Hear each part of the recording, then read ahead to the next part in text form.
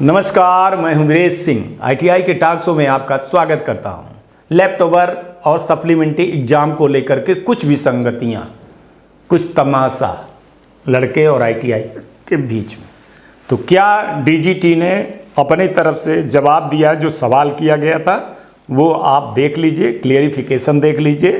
बाकी मर्जी आपकी है मानना या ना मानना, लेकिन लड़कों को ये चीज़ें बता दे रहा हूँ, देख लीजिए। आप लोग समझ में आए तो ठीक है, नहीं समझ में आता तो मैं कुछ नहीं कर सकता। ये आप आईटीआई सप्लीमेंट्री परीक्षा वाली बात देख रहे हैं, इसमें लेफ्ट ओवर वाले भी हैं, ठीक है ना। तो इसको मैं थोड़ा सा आपको क्लियरली बता दूं कि लेफ्ट ओवर वाले लड़के हैं। सप्लीमेंट्री परीक्षा 2025 का आयोजन दिसंबर में किया जाएगा। कौन से छात्र परीक्षा दे पाएंगे, ये बड़ा सवाल कई लड़कों ने मेरे से पूछा था।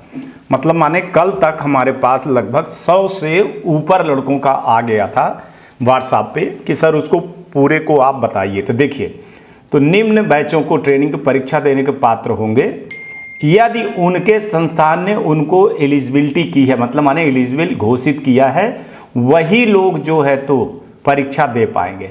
परीक्षा कौन दे पाएंगे? एडमिशन ईयर, जिनका एडमिशन ईयर 2020-21 2 वर्ष के टेट के सेकेंड ईयर वाले हैं, बहुत ध्यान दीजिएगा। दूसरा 2022 और आगे के सभी, मतलब 23-24 वाले जो भी होंगे वो। तो ध्यान दीजिएगा यहाँ पर कौन कौन होगा। ये 21 वाले 2 साल वाले सेकेंड ईयर वाले, और 22 के ये वाले लड़के, और उसके आगे वाले लड़के। यहाँ तक क्लियर हो गया आप लोगों का कि कौन दे पाएगा परीक्षा। ठीक है, अब आगे चलते हैं कि पात्रता की जो शर्तें हैं।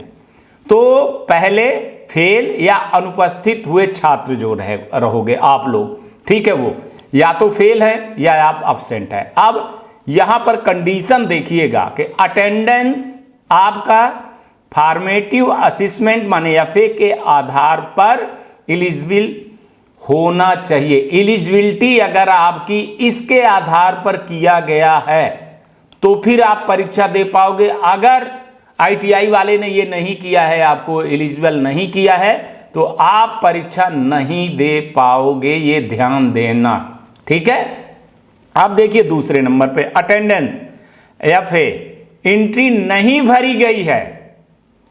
यदि एंट्री नहीं भरी गई है तो संस्थान यदि अब उन्हें एलिजिबल घोषित कर दे, अभी भी अगर संस्थान मतलब आईटीआई वाला उनको एलिजिबल घोषित कर दे, अटेंडेंस 80% से कम है लेकिन 50% या उससे अधिक, शर्त यह है कि अतिरिक्त कक्षा के माध्यम से कमी पूरी कर ली गई है और संस्था उन्हें एलिजिबल घोषित कर दे।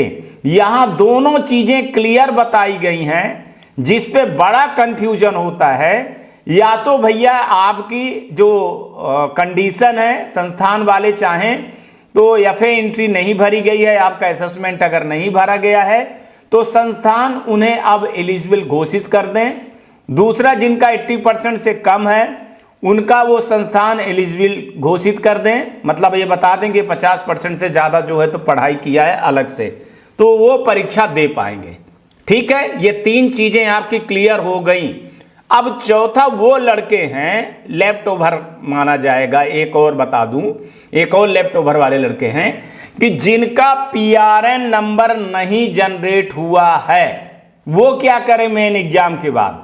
माने जिन लड़कों का पीआरएन नंबर मेन एग्जाम के बाद जनरेट नहीं हुआ है, एग्जाम नहीं दे पाए हैं, तो अगर ट्रेनिंग ने एलिजिबिलिटी पूरी कर ली है और संस्थान ने उन्हें एलिजिबल माना है, तो जिनका पीआरएन नंबर नहीं जनरेट हुआ था वो परीक्षा दे पाएंगे, वरना नहीं दे पाएंगे।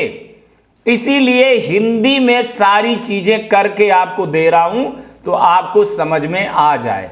अब महत्वपूर्ण बिंदु को देखिए कि यहां पर जिन छात्रों की अटेंडेंस मेन परीक्षा में 50% से कम नहीं थी, उनके लिए आईटीआई अतिरिक्त कक्षाएं ले करके अटेंडेंस को अपडेट कर सकेगा।